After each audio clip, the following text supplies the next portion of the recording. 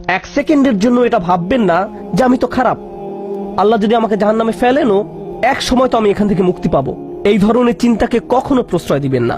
এই ভূমিকা দেওয়ার পর যখন বিচার দিবস শুরু হবে, যখন সমগ্র মানব জাতি একত্রিত হবে, তারা জানে না কোথায় যাবে, তারা জানে না কোন দিকে ফিরবে।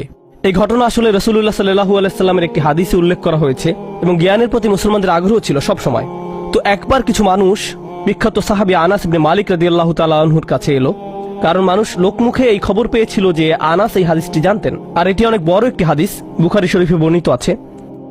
এই ঘটনা ঘটে রাসূলুল্লাহ সাল্লাল্লাহু আলাইহি সাল্লামের ইন্তেকালের পরে। তিনি বলেন, হাদ্দাসানা মুহাম্মাদুন সাল্লাল্লাহু আলাইহি ওয়াসাল্লাম। এখন আনাস রাদিয়াল্লাহু তাআলা আনহু কথা বলছেন। তিনি বলেন, রাসূলুল্লাহ সাল্লাল্লাহু আলাইহি সাল্লাম আমাদের বলেছেন, ইযা কানা ইয়াউমুল কিয়ামাতি মা জান্নাসু বা'দুহুম ফি বা'দ। মনোযোগ দিয়ে শুনুন। যখন বিচার দিবস শুরু হবে, মানুষ ঢেউয়ের মতো একে অপরের উপর আশ্রয় পড়বে, সর্বোচ্চ বিশৃঙ্খলা, সবাই একে অন্যের দিকে ছুটতে থাকবে। ফায়াতুনা আদম, তারা কোনো একভাবে আদম আলাইহিস সালামের দেখা পাবে, আদম আলাইহিস সালামের দেখা পাবে, তারা তার কাছে ছুটে আসবে। ফায়াকুলুনা ইশফা আলানা ইলা রাব্বিক, সমগ্র মানব জাতি আদম আলাইহিস সালামের কাছে ছুটে আসবে এবং বলবে, আপনি কি দয়া করে আমাদের পক্ষ থেকে আল্লাহর সাথে কথা বলতে পারবেন? আমরা আল্লাহর